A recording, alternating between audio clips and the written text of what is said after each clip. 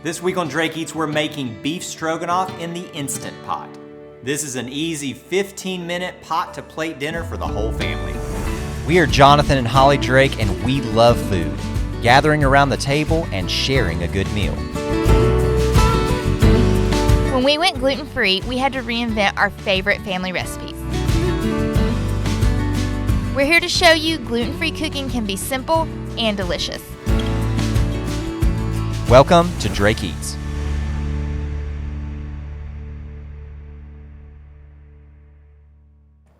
So one thing I absolutely love about the Instant Pot is you literally can do everything in one pot. You can saute, you can slow cook, you can instant cook or pressure cook, whatever it's called. I call it instant cook. I don't think that's the right term. Instant pot. Instant. Not Insta, as we made that mistake. Mistake.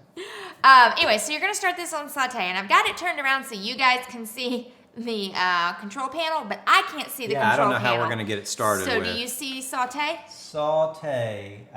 Why is there a button for yogurt? I have seen people say they make yogurt in their Instant Pot. Saute, yes, right there on the bottom left. Okay. It says 30 minutes. Is that correct? Yes, so it sets it for 30 minutes. Okay, perfect. All right, so you're going to start with all your veggies first.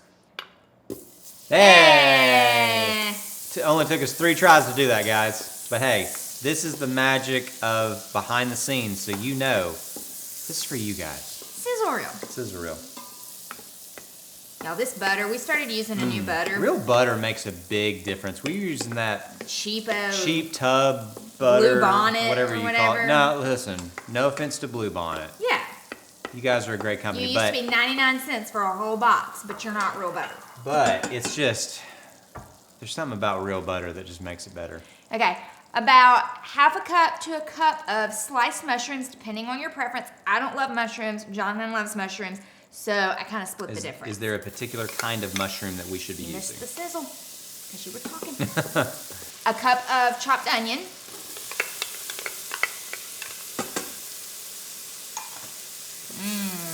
Smells good too. Now, like I said, I don't like the taste. Usually I'm not a mushroom fan, but boy, they smell good cooking. Is there a particular type of mushroom that we should be using for this recipe? No, these were just like baby bellas. I get whatever's on sale. Baby bellas. Now, don't get me wrong, if truffles were always available, I'd be using truffles. But those are never on sale, and you can't get those like anywhere. Can't walk into Kroger and get you some truffles. No. Trust me, we've tried. We've tried, and they don't have them. And if they did, they would be $800 a bag. All right, so let these just simmer down, cook down a little, and then you're going to add your garlic. Remember, we've talked about this before. Always add your garlic towards the end. It does not take very long to get your garlic fragrant and cooked down. You do not want to burn it. Garlic burns so fast. Very quickly. So our veggies have gotten tender. We're going to do a teaspoon of minced garlic. That was Give that a stir. That was a hefty teaspoon. Oh, I love my garlic. Yeah, I know. I always use a hefty teaspoon. Never can have too much garlic. So now you're going to make a roux. I don't know if you guys watched our macaroni and cheese episode, but a roux is really very simple. I know a lot of people get nervous when you say a roux. It's really not that hard. 2 tablespoons of your favorite gluten-free flour. We like the Pillsbury brand. And then stir that up. Get it all nice and thick. So again, you're not trying to, I know some people say, oh, stir your roux for 3 minutes, stir your roux for 2.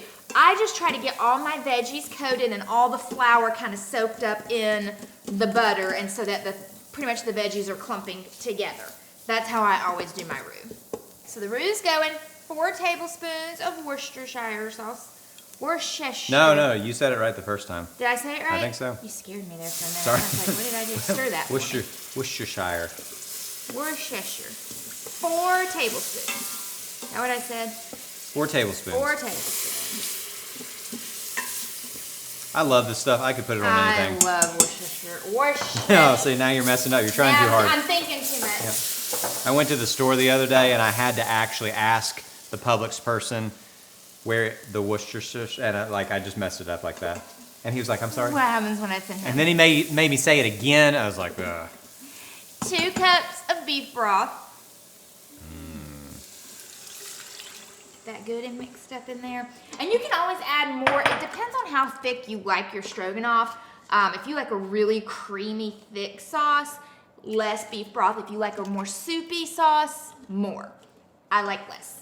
Pound of stew meat. You can't mess up what beef you need for this recipe because it actually says beef for stew. Beef for stew. That's what we're looking for. That's what we're Stew beef. All these veggies look stuck to my spoon. Oh, he's gonna throw them in by hand. Well, you gotta kind of. You gotta separate. Oh, I just dumped the whole thing in there. It's still in a square when I dump it in there. I guess you could use your spoon to do it, but this is the only thing I've been able to do for this recipe so far, so I feel like I need to contribute in some way. You're just the pretty face. You know, we've had a lot of people comment on our videos that that's what I'm here for. You're the face. So you're gonna get this in here. Try and push the beef down into the broth because you really want to get your beef cooked in that broth. This is now gonna go on high pressure for 15 minutes. And I'm doing this lid backwards, so y'all forgive me. But There you go. there you go. All right. Not yogurt. Not yogurt. Okay. So hit cancel. Cancel. High or pressure. Pressure Cook. level. No, just pressure cook. Pressure cook. There you go. It's already set to high, so set it for 15 minutes. 15 minutes. Okay. There you go. That's it. That's it. Oh, and don't forget, I always forget to turn my, see, mine's a little finicky. Gotta turn the little pressure valve. And you're ready to go. So while this is cooking, go ahead and start some water to boil for your noodles. If you're not using gluten-free noodles for this recipe, you can put the noodles in here. The gluten-free noodles just do not work well in the Instant Pot, so we just boil ours off to the side. We like to use like a rotini or a penne, whatever your favorite noodle is, just go ahead and get those boiling while this is cooking. The pressure cook is done, timer's gone off, we've already got our noodles prepared, so this recipe calls for a quick release. Do you want to do the honors? I'll do it. Okay. No, don't get scared. Don't get scared now. Great movie. I twist it or push it? No, just push it. Push it down. Here we go. Hope this doesn't hurt my microphone. Ooh. We'll see. It's missing it. Unless it starts shooting gravy again. That's probably extremely loud. I'm gonna let this die down for a second.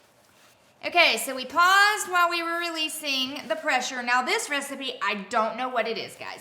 I don't know if it's the beef broth. This is the only recipe this does. A little gravy is going to come out when you hit your pressure release. Totally fine. My sister-in-law told me a little trick. Put a dish towel over the pressure release. I'm sitting here holding these paper towels because I didn't put the dish towel on to start. My bad. Well, here's what happened. Gravy went on. Here's what happened. The island. The first time we made this is the very first recipe that we ever did. In the Instant Pot. In the Instant Pot. And the gravy came spewing out. On the ceiling. Like a volcano. Like the lighting it was fixtures. it was so high that it was getting close. If not a few pieces, I think. No, you had to get up and clean Yeah, the I think ceiling. a few spots hit the ceiling. So Definitely the light fixtures. So this recipe is delicious. We may want to rethink seeing if there's another possible you stroganoff can always, recipe. well, you can always do a slow release. True. Which is just a natural release. Again, though, my sister-in-law said she has the same thing happen every time she does a gravy-based recipe. And so she just puts a towel over it and lets it do its thing. And it wasn't, honestly, it wasn't that much of a cleanup. But the first time. My problem was I forgot to put the towel on. The first time, we didn't know what was happening, and it was terrifying. Our son was over in the Ran corner across the screaming because he thought, like, It's gonna we're blow up. going to burn the house down or something. So, all right. All right, pressure's been released. Double check that. I'm gonna open it, pull the lid off. Now there's gonna be gravy in the lid. There you go. It's fine. Look. Hey, I say the more gravy, the better. It looks good. I know, and it's so, the beef is so tender. And here's the thing, if smells it great. spews all over your kitchen, what better smell to have on your kitchen? That's what I say. Can't have too much. Okay, half a cup of sour cream after it's done. Get that sour cream all mixed in there.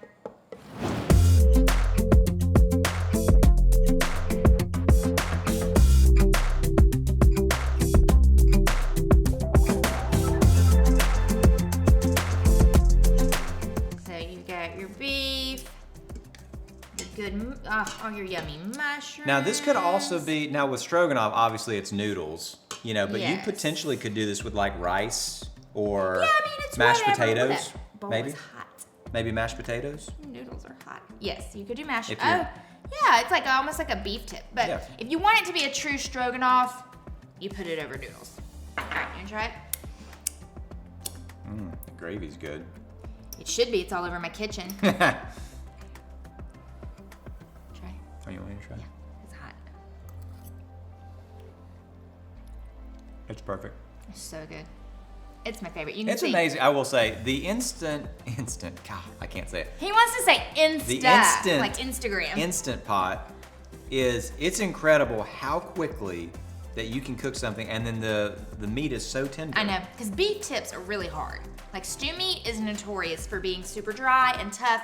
This comes out so juicy, so tender, amazing. And it can make enough for the entire family Yes. off this one pot. So. As always, guys, don't forget to subscribe to our YouTube channel, like this video, and follow us on Instagram. We'll see you next week.